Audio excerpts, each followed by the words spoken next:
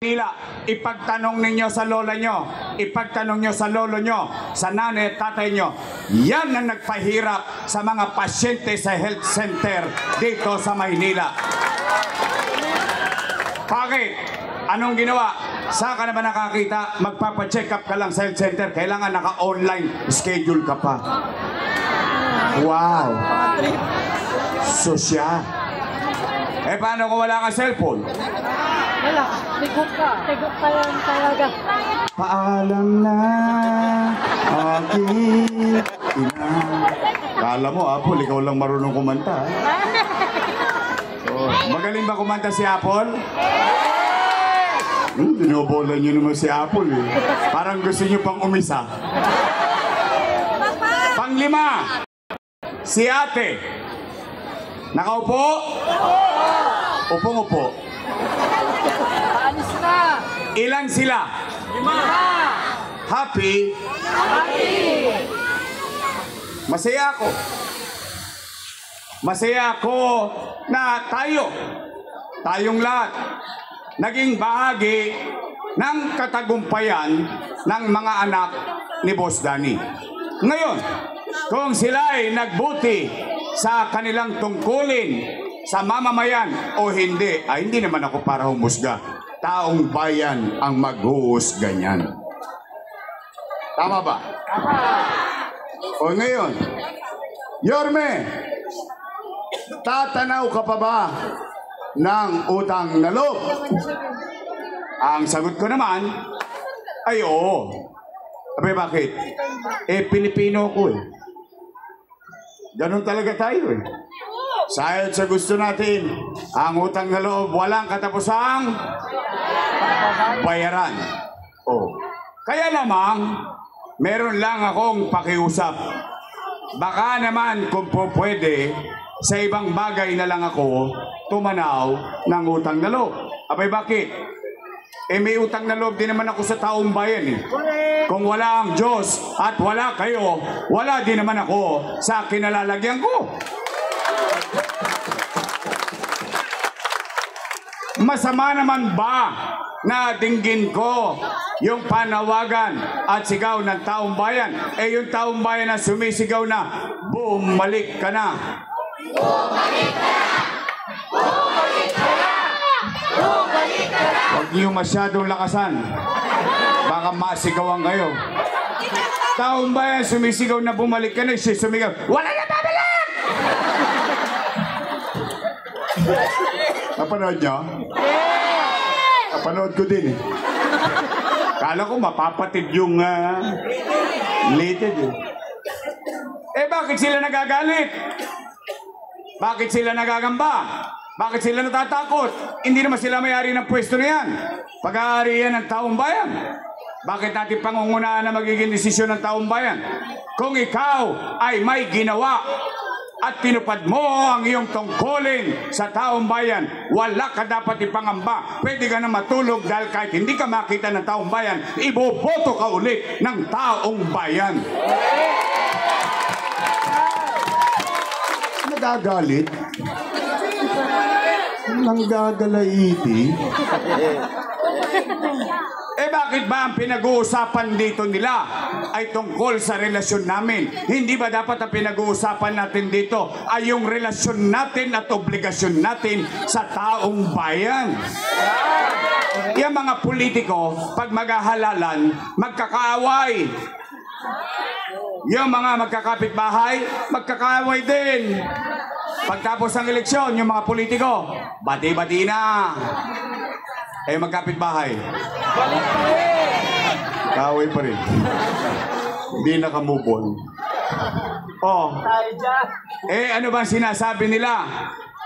Araw-araw, pinapatawag kayo, dinadala pa kayo sa Ninoy, sinasakay pa kayo sa bus, sa SM, sa Tutuban. Alam na yun, no? Eh, sa totoo lang, ha? Sa totoo lang, bawal na yun. Totoo lang. Nung isang araw, nasa rasak. Pero hindi yan eh. Eh, naniniwala naman ako eh. Matatalino naman ang mga taga Maynila. Ano, 1,000 lang ba halaga nyo?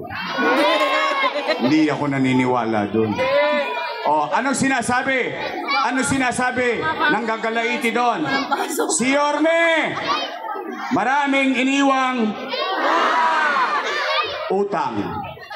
Narinig nyo? Sila ba may sabi? Narinig ko rin eh. O sige. O pag-usapan natin. Utang. O tingnan natin ha. Nay! Tay! Diyan sa Kodli, mga lolo't lola ko. Dito sa Wakali. Ha? Noong binoto ninyo akong mayor, noong 2019, wala kayong narinig sa akin kahit isang beses na sinisi ko yung sinundan kong mayor dahil walang iniwang pera. Wala. Mag-google kayo. Hindi ko sinisi yung nakaraan. Anong ginawa ko? Nag-move on kagad ako. Anong ginawa natin? Nilinis natin ng Maynila. Kinakalawit ko yung mga Tolonges. Nagdidisiplina tayo sa Maynila. Umaangat na tayo. Kinokopya na tayo sa buong bansa. Naging pulisiya ng DILG yung ginawa natin sa Maynila. Tayo ang naging modelo. Lumilipad na tayo. Bigla tayo nabangga. Boom! Panis. Ano nangyari? Nagkaroon ng pandemya. Tama mali?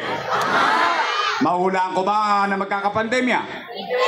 O, anong masamang epekto ng pandemya? Wasak ang ekonomiya. Walang ekonomiya, walang trabaho. Walang trabaho, walang pizza. Walang pizza, walang chicha. Tama mali? Takot na takot ang mga taga Maynila. Takot na takot ang taong bayan, hindi lang sa Maynila, kundi sa buong bansa. Na baka sila'y mamatay sa COVID-19.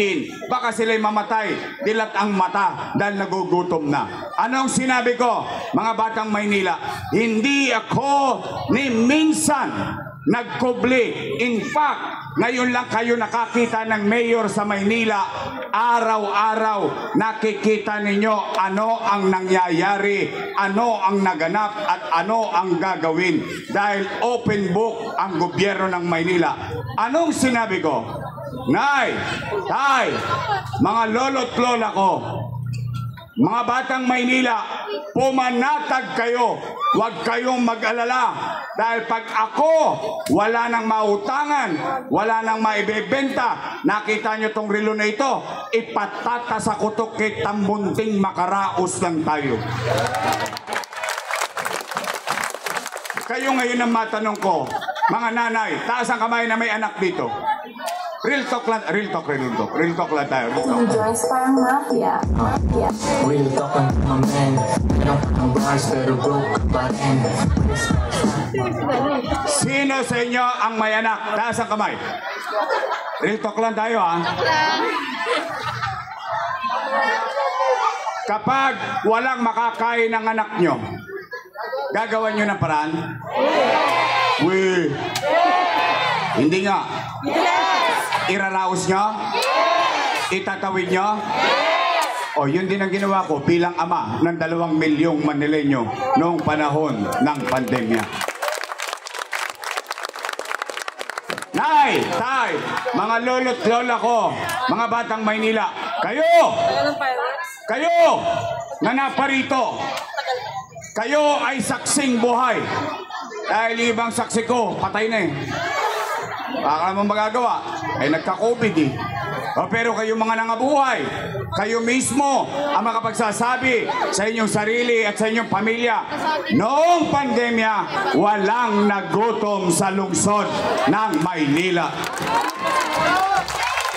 Buwan-buwan, may food box. Tama mali? Natanggap nyo? Nakain nyo? Oh. Ilang pamilya? 700,000 families. Yan ang kwento. Mayaman, middle class, mahirap. Buwan-buwan, may food box. Hindi pa nga nauubos yung food box, dumarating na naman yung food box. Tama mali? Oh. Yun yung kwento. Lagyan natin ng kwenta. Ito ang kwento na may kwenta. Kasi yung panira nila, walang kwento, kaya walang kwenta. Tama mali? 700,000 families, 700,000 food banks. Ilagay na lang natin sa 1,000 piso bawat isa. No, magka. Patay na. Daming zero.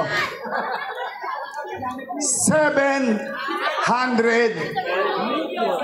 million piso. Times 8 months. 8 times 7. 56. 5.6 billion. Chinicha, niluwa. Wala na. Tama mali? Pero nakain nyo. Natanggap nyo. Nagkaroon kayo ng kapanatagan. 5.6. Pagkain pa lang yon. Hindi ko pa binabanggit yung